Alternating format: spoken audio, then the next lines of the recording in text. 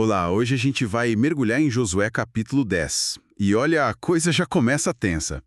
Depois das vitórias de Israel, né, Jericó, Ai, e aquele acordo meio surpreendente com Gibeão, bom, um rei ali perto, Adonisedeque, de Jerusalém, fica bastante alarmado. E ele não está sozinho nessa.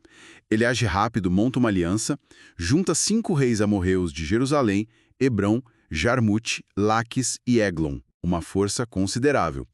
E o alvo deles, justamente Gibeão. Por quê? Porque fizeram paz com Israel. Aí começa o ataque. Os gibeanitas, claro, entram em pânico. Mandam um recado urgente para Josué lá em Gilgal. Socorro! Todos os reis amorreus aqui das montanhas se juntaram contra a gente. Josué? Bom, ele não hesita. Marcha de Gilgal a noite inteira com os melhores guerreiros dele. E tem um detalhe importante, o texto diz que o próprio Senhor fala com Josué, né, para ele não ter medo que os inimigos já estavam entregues. Essa garantia divina é crucial aqui, imagino. Sem dúvida. E é fascinante analisar, assim, a dinâmica que o Tratado de Gibeão criou. Gibeão não era uma cidade qualquer, era importante, como uma das cidades reais, sabe? Então, essa aliança dela com Israel meio que desestabilizou o poder ali da região. Provocou essa reação militar enorme dos amorreus, é quase um efeito dominó geopolítico mesmo. Entendi. E aí a batalha começa lá perto de Gibeão. Josué chega de surpresa, né? O texto fala que o Senhor lança os amorreus em confusão. Israel persegue eles com tudo. Mas aí vem a parte que realmente chama a atenção. A intervenção direta de Deus. Primeiro com aquelas pedras de granizo gigantes caindo do céu, o relato diz que matou mais gente que as espadas dos israelitas. Impressionante isso. É um elemento muito forte na narrativa, essa intervenção climática, digamos assim. E logo depois, o evento mais extraordinário, talvez. No meio da batalha, Josué pede a Deus na frente de todo mundo para o sol parar sobre Gibeão e a lua no vale de Aiajalon. E segundo o texto acontece. O sol fica parado lá no meio do céu por quase um dia inteiro, até Israel terminar o serviço, né, se vingar dos inimigos. O texto até cita uma fonte, o livro de Jassar, como se fosse para validar esse evento tão fora do comum. Exatamente. E esse milagre do sol parado, ele é apresentado como o ápice, né, o ponto máximo da ajuda divina, naquela campanha específica. O narrador faz questão de sublinhar: nunca houve dia semelhante antes nem depois, dia em que o Senhor obedeceu à voz de um homem. A conclusão é direta, né? Certamente o Senhor pelejava por Israel.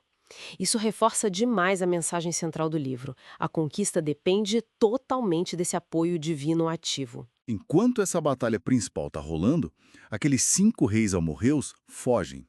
Se escondem numa caverna em Maquedá. Josué descobre, manda fechar a caverna com umas pedras grandes e diz para o pessoal: continuem a perseguição. Só depois de acabar com o exército inimigo é que ele volta para resolver a questão dos reis. E aí tem aquela cena bem forte. Ele manda trazer os reis, chama os comandantes dele para colocar os pés nos pescoços dos reis ali caídos Um ato simbólico. e de domínio total, e talvez para encorajar as tropas também. Logo depois, o próprio Josué executa os 5 reis e manda pendurar os corpos em árvores até o pôr do sol. Pois é, um simbolismo bem pesado. E esse episódio da caverna, ele serve de gancho para a próxima fase que o texto descreve, que é a conquista sistemática de várias cidades ali do sul. Maquedá, Libna, Laques. Aliás, em Laques, eles ainda enfrentam o rei de Gezer, que veio ajudar e acaba sendo derrotado também. Depois Eglon, Hebron, Dibir. A lista vai seguindo. E a narrativa aqui descreve um padrão de conquista bastante direto e, podemos dizer, brutal. Sim, o texto não economiza nos detalhes, né? Diz que Israel exterminou tudo que tinha fôlego de vida.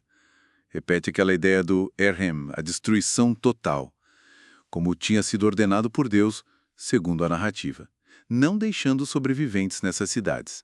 É o mesmo padrão que a gente viu em Jericó. Isso, essa descrição da aniquilação completa é um aspecto central da narrativa da conquista em Josué. E, claro, é um dos pontos mais difíceis, mais complexos para a gente hoje, né? Mas o texto apresenta isso como parte do cumprimento de um comando divino dentro daquela lógica da Guerra Santa como entendida ali. Então, para fechar o capítulo, ele faz um resumo, né? Mostra a dimensão da conquista. Toda a região sul, montanhas, Negev, as planícies, as encostas, tudo dominado numa campanha só.